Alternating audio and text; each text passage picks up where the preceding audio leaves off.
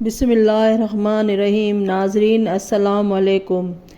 یہ شہر یروشلم کا کوئی ویران اور خاموش علاقہ تھا جہاں ہزاروں مردوں کی ہڈیاں دو پہاڑوں کے درمیان بکھری ہوئی تھیں۔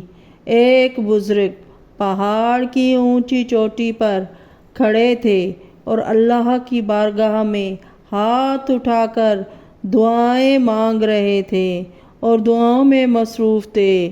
ہر مخلوق اس منظر کو حیرت سے دیکھ رہی تھی کہ اچانک ہواؤں میں خنکی پیدا ہو گئی اور میدان میں بکھری ہوئی ہڈیاں حرکت میں آ گئیں۔ ان بکھری ہوئی ہڈیوں میں گویا جان آ گئی اور وہ آپس میں جڑنے لگی۔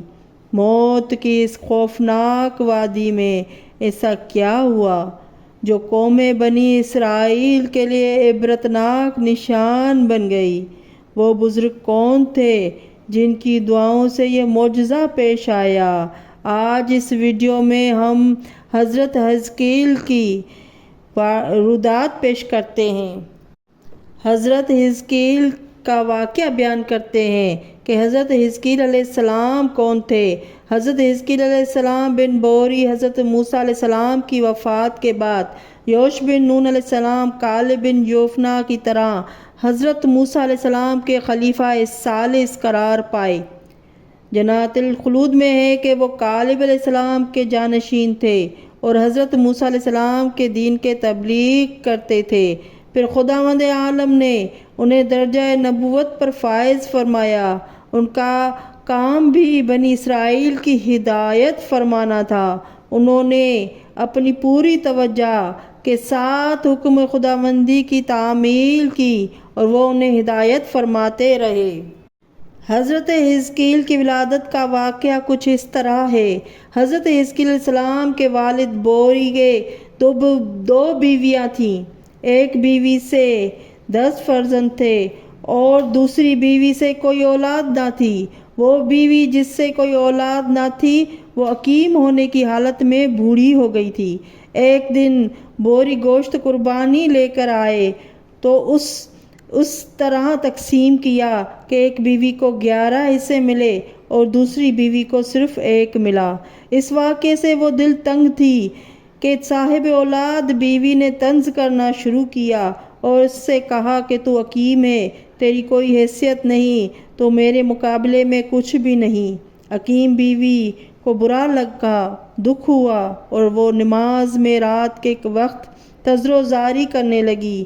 ایک رات کو ساری توجہ واہب العطایا حضرت باری تعالیٰ کی طرف مبذول کر کے دعا کی، میرے پالنے والے، میں اگرچہ ضعیفہ ہو چکی ہوں، اصولاً اولاد سے مایوسی مسلم ہو چکی ہے، لیکن تو بڑا قادر کریم ہے۔ تیرے نزدیک کچھ مشکل نہیں کہ تو مجھے ایک صالح فرزند عنایت فرما دے جو میری موانست کا ذریعہ ہو، میرے دل کے بہلنے کا سبب ہو۔ دل سے نکلی ہوئی دعا قبول ہوتی ہے۔ خداوند عالم نے اس کی فریاد سن لی۔ ادھر رات گزرنے کے بعد صبح نمودار ہوئی، ادھر خداوند عالم نے عطائے فرزند کے لیے سنیاس سے گزری ہوئی عورت کو حائزہ بنا دیا۔ مدت حمل کے گزرنے کے بعد صالح فرزند کی ولادت ہوئی اور اس کا دل باغ باغ ہو گیا۔ باپ نے بیٹے کا نام حزقیل رکھا۔ خدا نے اسے نبی بنا دیا۔ حضرت حزقیل علیہ السلام چونکہ نہایت ضعیف عورت سے پیدا ہوئے تھے جو کہ بوڑھی ہو چکی تھی، اس لیے ان کا لقب ابن العجوز قرار پایا، یعنی بوڑھی عورت کے بیٹے۔ بہرحال وہ تبلیغ میں اپنے جائے بعثت پر مشغول تھے اور شب و روز دین خداوندی کے پھیلانے کی سعی کر رہے تھے۔ اسی دوران میں انہوں نے حکم دیا کہ کفار سے جنگ کے لیے چلو۔ ان لوگوں نے جنگ آزمائی سے انکار کر دیا۔ ان کے اس انکار سے خداوند عالم نے ان میں طاعون کا عذاب نازل کر دیا جو مسلسل آتا رہا۔ جہاد سے انکار کی وجہ سے جب نزول طاعون کا سلسلہ شروع ہوا تو ان لوگوں نے جو بھاگنے کی طاقت رکھتے تھے وہ شہر سے بھاگ جاتے تھے۔ جو نہیں جا سکتے تھے وہ وہیں رہتے تھے، نتیجے پر وہ لوگ جو بھاگ جاتے تھے وہ بچ جاتے تھے، اور جو نہ جا سکتے تھے ان میں سے اکثر مر جاتے تھے۔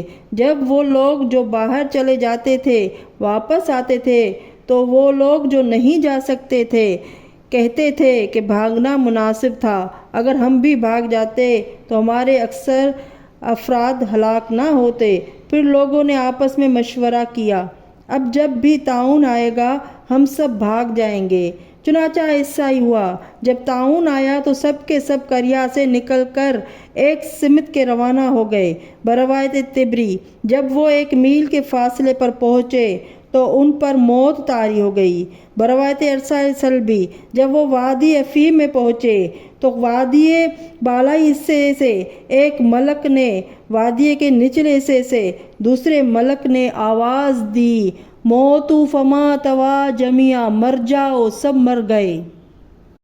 ان بھاگنے والوں اور مرنے والوں کی تعداد 70,000 تھی۔ بروایت روضۃ الصفا 1 ہفتے کے اندر اندر ان کے گوشت پوشت سب گل گئے، ہڈیوں کا ڈھیر جمع ہو گیا۔ پھر وہاں کے بچے ہوئے لوگ جب ادھر گزرے تو ان کے بس میں لوگوں کا دفن کرنا نہ ہو سکا، تو ان لوگوں نے بروایت 4 دیواری بنا کر انہیں یا ان کی ہڈیوں کو اسی جگہ چھوڑ دیا۔ یہ ہڈیاں عرصہ دراز تک بروایت 60 سال اسی جگہ پڑی رہیں۔